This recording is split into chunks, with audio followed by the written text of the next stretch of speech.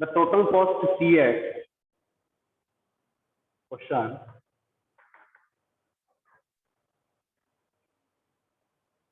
total cost CX in rupees associated, total cost CX in rupees associated with the production of X units of an item, with the production of X units in item is given by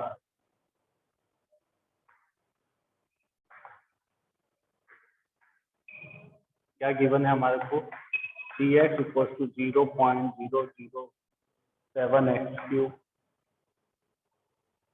minus 0.003 x square minus 0.003 x square plus 15x plus 4000।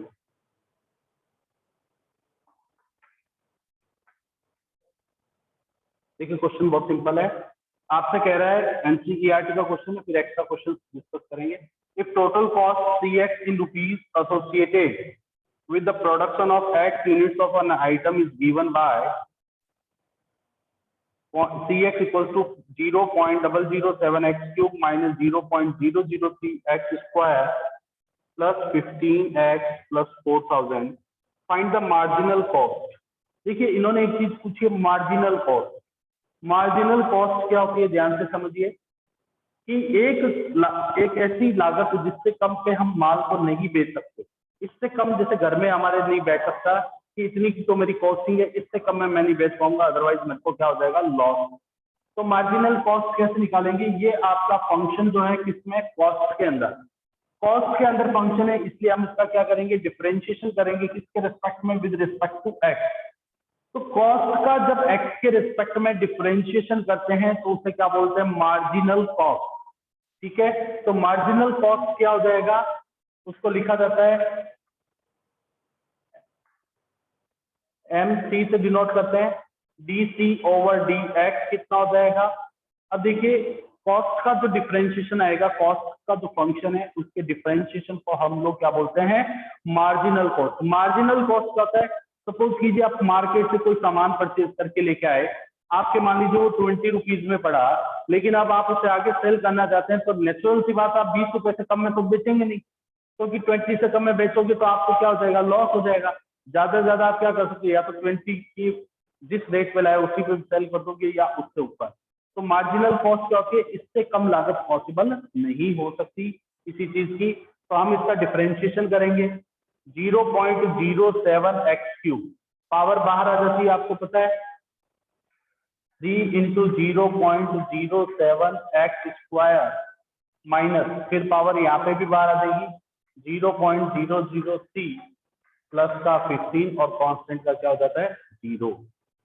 देखिए अब आप इसकी 3 के अंदर multiply करा देंगे, 3 के अंदर मल्टीप्लाई कराने से कितना होगा, 3 7 जा 21, यानी कि 0.021 एक्स स्क्वायर माइनस 0.006 एक्स भी आएगा यहाँ पर, और प्लस क्या हो गया 15। अब देखिए हमारे को क्या रखा है कि जब उसके पास x इक्वल्स टू 7 के ऊपर अपने को बताना है, सॉरी 17 के ऊपर अपने को बताना है कि 17 यूनिट अगर वो प्रोड्यूस करता है तो कॉस्ट कितनी होगी। तो हमें क्या करना होगा, DC over DX when x equals to 17, 0.021 17 का स्क्वायर माइनस 0.006 इंटू 17 प्लस 15। इसको सॉल्व करने पर जो आपके पास फाइनल आंसर आएगा उसको ही हम क्या बोलते हैं, मार्जिनल कॉस्ट बोलते हैं। उसी चीज को हम लोग क्या बोलते हैं, मार्जिनल कॉस्ट।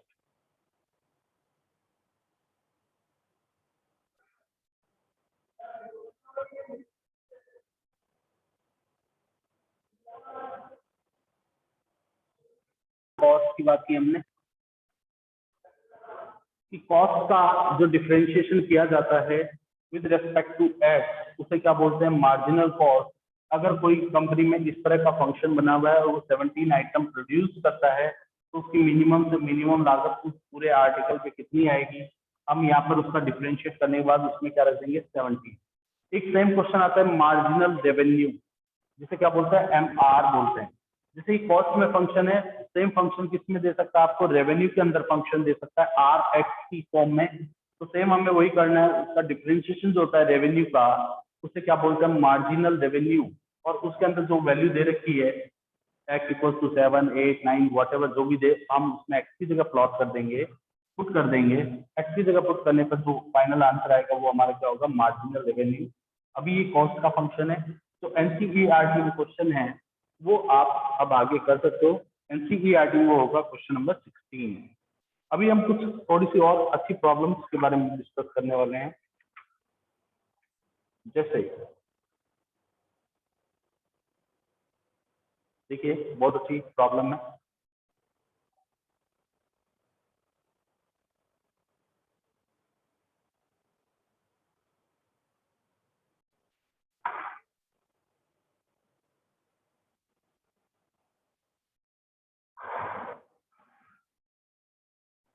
वो कह रहा है, बहुत अच्छी प्रॉब्लम है, if the area of the circle, circle का एरिया एक कांस्टेंट रेट से बढ़ रहा है, यानी एक पर्टिकुलर टाइम के ऊपर इतना ही बढ़ेगा, फिर अगले एक सर्किल में पर्टिकुलर उतना ही बढ़ना है। तो area of the circle circle increases eight uniform rate. Uniform rate का मतलब एक समान रूप से बढ़ रहा है, एक जैसा ही बढ़ रहा है, टाइम के साथ साथ एक जैसा ही चेंज आ रहा है उसमें। तो अपने को प्रूव करना है कि प्रूव दैट द पैरीमीटर, उसका जो पैरीमीटर होगा वेरीज होगा इनवर्सली के, यानी कि उसका पैरामीटर जो है वो उसके इनवर्स में आएगा, किसके, रेडियस के, इनवर्सली ऑफ द रेडियस। किसके इनवर्स होगा ये पैरामीटर, रेडियस के इनवर्स होगा। देखिए एरिया किस रेट से चेंज हो रहा है, कांस्टेंट रेट से। कांस्टेंट रेट बोल रहा हूं तो रेट का मतलब क्या होगा, विद रिस्पेक्ट टू टाइम। अपने को टाइम के रिस्पेक्ट में चलना होगा। दैट इज, हमें क्या गिवन है, dA over dt equal to k, because constant है।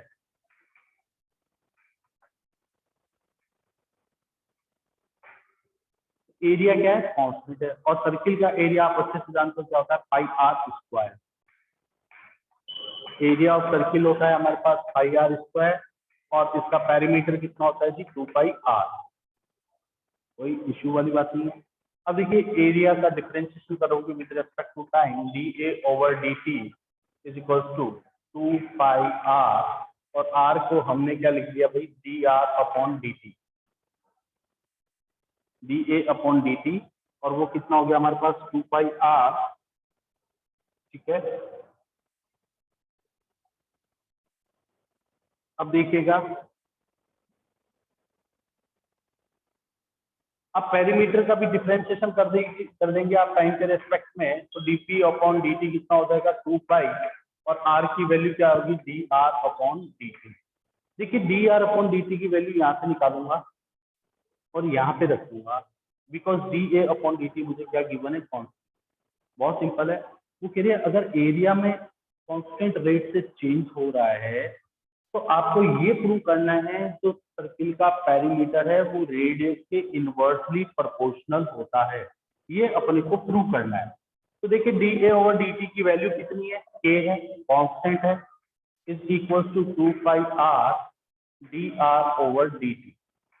अब देखिए यहां से इक्वेशन 2 से dr अपॉन dt की वैल्यू कितनी आएगी, dp upon dt into 1 upon 2 pi, k equal to 2 pi r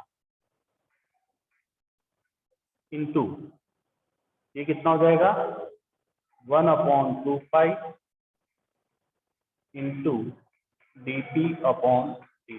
2 pi से 2 पाई कैंसिल हो गया, k equal to r into क्या हो गया, dt अपॉन dt हो गया। r को अपॉन में ले जाएंगे, r को कहाँ ले जाएंगे, देखो इसका भी क्या करना है, एरिया का भी टाइम के रेस्पेक्ट में डिफरेंशिएशन करना है, और p का भी टाइम के रेस्पेक्ट में डिफरेंशिएशन करना है। हमें पेरीमीटर और रेडियस में रिलेशन चाहिए, तो dA over dt की वैल्यू हमें गिवन है, we have given the value of dA over dt which is a constant है, और dr over dt अपने को नहीं चाहिए क्योंकि क्वेश्चन क्या कह रहा है, पेरीमीटर किसके इनवर्सली है, उसके रेडियस के। तो मतलब dr अपॉन dt की वैल्यू यहाँ से कैलकुलेट करूंगा, ये तो जाएगा 1/2 पाई। इसकी dr अपॉन dt की वैल्यू 1/2 पाई रख दी। अब देखिए r अपॉन में चला जाएगा, r अपॉन में चला जाएगा तो dp over dt, dp upon dt is equal to k upon r। अब देखिए ये कांस्टेंट है k, तो मैं इसे क्या लिख सकता हूं, dp ओवर dt प्रोपोर्शनल है किसके, 1/r के। आप लोग अच्छे से समझते हैं जब प्रोपोर्शनलिटी का साइन हटता है तो सामने क्या आता है, एक कांस्टेंट आता है जिसे हम क्या बोलते हैं, k। प्रोपोर्शनलिटी का जब साइन हटता है तो क्या आता है, कांस्टेंट k, या कांस्टेंट k को हटाएंगे तो क्या बन जाता है, वो proportional.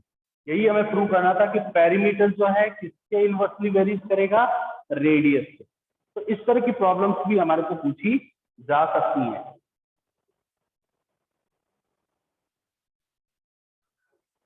The side of an equilateral triangle, एक इक्विलेटरल ट्राइंगल की जो साइड है 2 सेंटीमीटर पर सेकेंड, एक सेकेंड में कितना इंक्रीज हो जाती है, 2 सेंटीमीटर इंक्रीज हो जाती है। At what rate it's area is increase, तो हमसे पूछा किस रेट से उसका एरिया जो है इंक्रीज होगा जब उसकी साइड बढ़ते बढ़ते 20 सेंटीमीटर हो जाए। तो सपोज कीजिए ये आपके पास एक इक्विलेटरल ट्राइंगल है,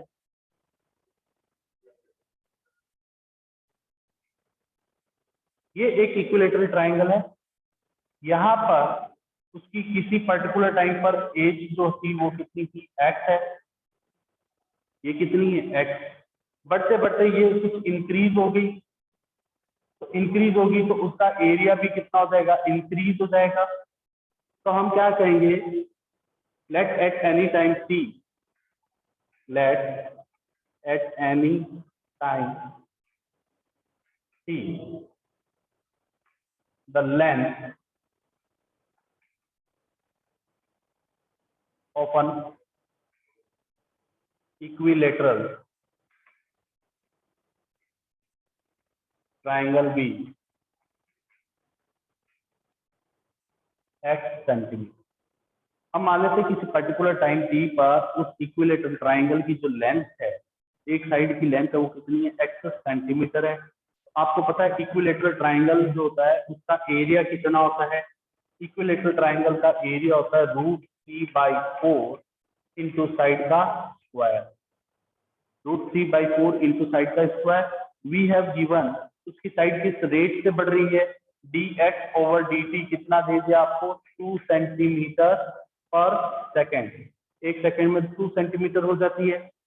तो डिफरेंशिएशन करो इसका, dA ओवर dt, x का टाइम के रेस्पेक्ट में डिफरेंशिएशन करोगे तो √3/4, x स्क्वायर का हो जाएगा 2x और x इटसेल्फ कितना हो जाएगा, dx ओवर dt। देखिए अब आपको x पता है कितना है, जब बढ़ते बढ़ते वो 20 सेंटीमीटर हो जाए, कितना एक्सपेंड कर सकते हो ट्राइंगल की लेंथ को, तो कह रहे हैं जब ये 20 पे हो जाए तो उसके एरिया में कितना चेंज आएगा विद रिस्पेक्ट टू टाइम। मैं आपको पहले बता रहा हूँ रेट का मतलब क्या होता है, किसी पर्टिकुलर चीज में टाइम के रेस्पेक्ट में कितना चेंज होता है उसी को बोलते हैं। तो dA over dt x equal to 20 कितना हो जाएगा, √3/4 इंटू 2 इंटू 20 इंटू 2। अब इसको सॉल्व करने पर जो हमारे पास आंसर आएगा वही हमारा फाइनल आंसर हो जाएगा। देखिए 2 2 जा 4 कितना हो गया, 20 √3, एरिया किसमें होता है, सेंटीमीटर स्क्वायर में होता है पर सेकेंड। उम्मीद करता हूँ आपको प्रॉब्लम समझ में आई होगी।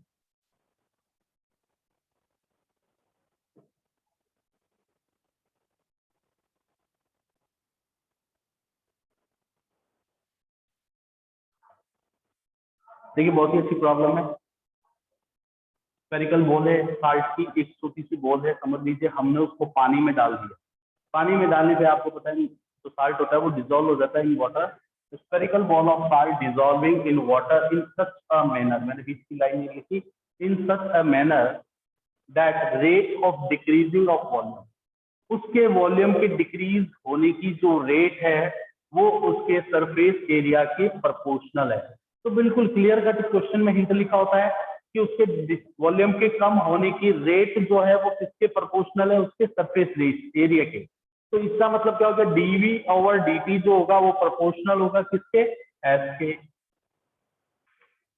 क्योंकि वॉल्यूम जो है किस डिक्रीज किसके प्रोपोर्शनल हो रहा है, सरफेस एरिया के। अब आपको पता है एज यू नो प्रोपोर्शनलिटी का जब साइन हटाते हैं तो एक कांस्टेंट आता है के, और ये हो गया एस, लेकिन डिक्रीज हो रहा है इसलिए हमें क्या यूज करना पड़ेगा, माइनस यूज करना पड़ेगा। प्रोपोर्शनलिटी का जब भी साइन हटाओगे तब कांस्टेंट आपको क्या करना होगा, इंट्रोड्यूस करना होगा। जब भी प्रोपोर्शनलिटी का साइन हटेगा एक कांस्टेंट आएगा, उसे के मान सकते हो, पी मान सकते हो, एम मान सकते हो, वो आपकी चॉइस है, आप कुछ भी मान सकते हो। अब देखिए वॉल्यूम किसका, स्फेरिकल बॉल, आपको पता है स्फीयर का वॉल्यूम कितना होता है, 4/3 पाई आर क्यूब। यानी कि मान लीजिए ये साल्ट की बॉल है, ये धीरे धीरे क्या हो रही है, नमक में डिजोल्व होती जा रही है और यहाँ पर आ गई इस पोजीशन पे। तो वॉल्यूम जब जैसे जैसे कम हो रहा है तो उसका सरफेस एरिया भी क्या होगा, उसी प्रोपोर्शन में कम भी होगा। क्यों होगा, बिकॉज आर क्या हो रही है, उसकी रेडियस कम होती जा रही है। रेडियस जैसे जैसे कम होगी उसके सरफेस एरिया पे भी क्या फर्क पड़ेगा ही पड़ेगा। तो अब क्या लिखेंगे हम, D over D T. Volume हो गया इसका 4/3 पाई आर क्यूब माइनस के, और ये सरफेस एरिया कितना होता है स्फीयर का, 4/r²। अब क्या करना है, आपको डिफरेंशिएशन करना है। देखिए 4/3 पाई आर क्यूब का डिफरेंशिएशन 3r², आर इटसेल्फ कितना हो गया, dr over dt, R itself dr upon dt equal to minus का के 4πr²। देखिए 3 से 3 कैंसिल हो गया, 4πr² dr over dt equal to minus K into 4πr²। 4πr² से ये वाला 4πr² कैंसिल हो गया, dr ओवर dt की वैल्यू क्या आ गई, माइनस का के। यही आपको प्रूव करना था कि रेडियस जो है किस रेट से चेंज हो रही है, कांस्टेंट रेट से चेंज हो रही है, और के क्या होता है, एक कांस्टेंट ही होता है। फिर से समझिए, साल्ट की बॉल है, पानी में डालोगे तो नमक तो घुलेगा ही घुलेगा। तो वो कह रहे हैं उसका जो वॉल्यूम है किस प्रोपोर्शन में रहेगा, उसके सरफेस एरिया के प्रोपोर्शन में रहेगा। Then we have to prove that कि ये जो रेडियस डिक्रीज हो रही है ये किस रेट से डिक्रीज हो रही है, कांस्टेंट रेट से हो रही है। हर समय एक ही तरह से घटता हुआ नजर आएगा। तो प्रोपोर्शनलिटी का साइन जब हटाओगे तो क्या होगा, एक कांस्टेंट इंट्रोड्यूस करना पड़ेगा के, या माइनस इसलिए लगाया क्योंकि वो घुल रहा है, कम होता जा रहा है उसका साइज। वॉल्यूम कितना हो गया स्फीयर का, 4/3 pi R cube. Surface area भी कितना होगा, 4πr²। अब आप डिफरेंशिएशन करेंगे with respect to time, 4/3 pi R cube का कितना हो गया, 3r², और आर इक्वल क्या होगा, dr ओवर dt। ये माइनस का के 4πr²। सॉल्व करने पे हमारे पास क्या है, dr ओवर dt की वैल्यू कितनी आई, माइनस का K, which we have to prove. यही हमें प्रूव करना था।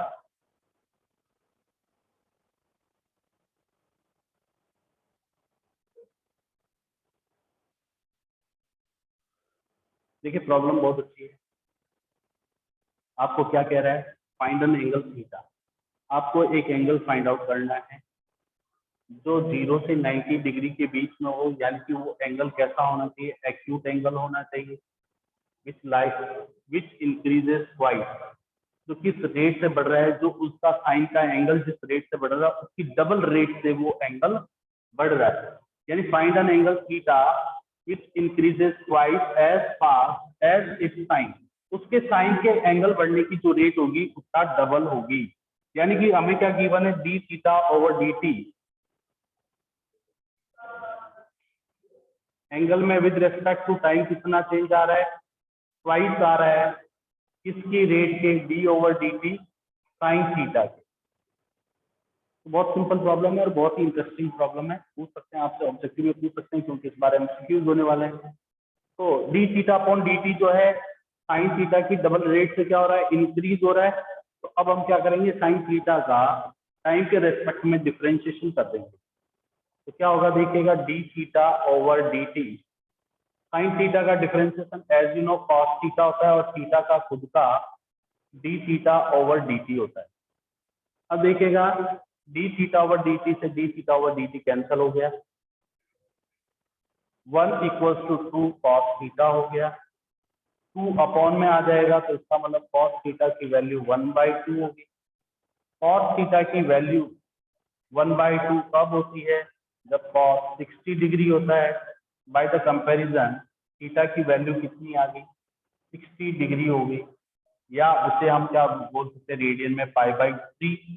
तो ये π/3 जो है ऑटोमेटिक इससे किसके बीच में है? 0 से 90 के बीच में आया है। ठीक है, तो उम्मीद करता हूँ ये क्वेश्चन आपको समझ में आया होगा।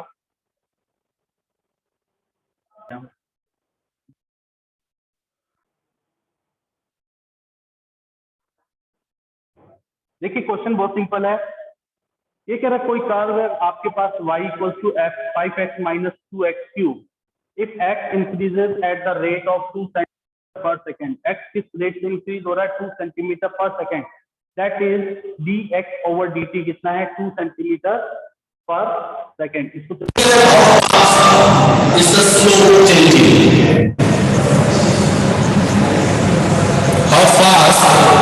वो कह रहे हैं इसका स्लोप जो है वो किस रेट से चेंज होगा। देखिए आप इसका स्लोप का होता है क्लास में आप पढ़ेंगे। आपको स्लोप का होता है dy/dx। पहले हम इसका x के रिस्पेक्ट में डिफरेंशिएशन करेंगे और हम पढ़ेंगे dy/dx। तो देखिए क्या होगा, dy/dx इक्वल्स टू 5 - 6x²। इस dy/dx को भी लिखा जाता है slope m, which is 5 - 6x²। now इसका जो डिफरेंशिएशन है dn over dt माइनस का 12 है dx over dt। अब आप क्या करेंगे, x की जगह कितना लिखना है? 3 लिखेंगे, तो 3 लिखेंगे इसका मतलब माइनस का 6 into 2 इसका मतलब माइनस का सेंटीमीटर पर। स्लोप जो है इस रेट से चेंज होगी। देखिए मेरी बात सुनिए, 5x minus 2x cube if x increases at the rate of 2 centimeter per second how fast slope of the curve is changed। तो कह रहा है स्लोप जो है कर्व की किस रेट से चेंज होगी। तो हम क्या करेंगे, स्लोप का मतलब आपको पता है dy/dx होता है। स्लोप का मतलब कितना होता है? dy/dx। तो पहले हमें d डिफरेंशिएट करना पड़ेगा विद रिस्पेक्ट टू x। ये प्रॉब्लम बड़ी इंटरेस्टिंग है। तो कितना आएगा? 5 - 6x²। उसको हमने dy/dx को नाम दे दिया m। फिर उसका डिफरेंशिएशन करेंगे। हाँ जी मिस्टर तन्मय,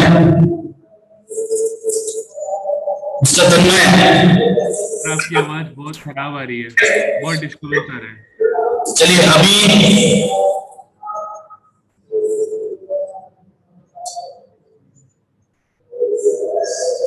देखिए क्या करना है, अपने को कर्व का डिफरेंशिएशन करना है। जो dy/dx आप फाइंड आउट करोगे उसे हम क्या बोलते हैं? स्लोप बोलते हैं, यानी कि m बोलते हैं। उस m का एक बार और टाइम के रिस्पेक्ट में डिफरेंशिएशन करना है, क्योंकि हमें स्लोप में चेंज चाहिए। डिफरेंशिएशन लिखा, ठीक है। वैसे भी मीटिंग हो रही है, कल ये प्रॉब्लम के बारे में डिस्कस कर लेंगे। ओके बच्चों,